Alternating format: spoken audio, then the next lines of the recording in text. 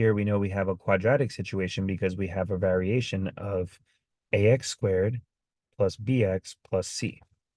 And when we have a quadratic, we should make sure to have everything on one side equal to 0, preferably on the side where x squared would be positive. Here, we already have exactly that. So it's already in a nice standard form. We're also being told that there's one solution, and one solution on the SAT, or the number of solutions for a quadratic on the SAT, is a reference to the idea of the discriminant. Now, the discriminant comes from the quadratic formula, which you absolutely should know by heart. We're going to go ahead and put fake numbers into the quadratic formula. These numbers have nothing to do with this question, but they're demonstrating to us what happens if you have a positive, a 0, or a negative under the radical. In other words, a positive, 0, or negative discriminant. If you have a positive discriminant, you'll have two solutions because you're adding 2 square root of 4 and taking away 2.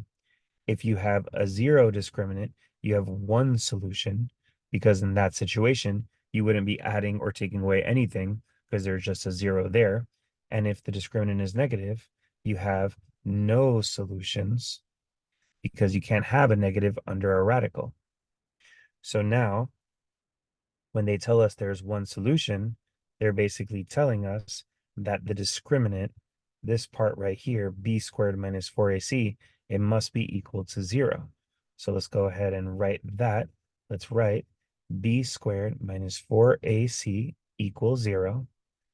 Now, the a of our quadratic is equal to 7, the b is equal to 20, and the c is the letter f.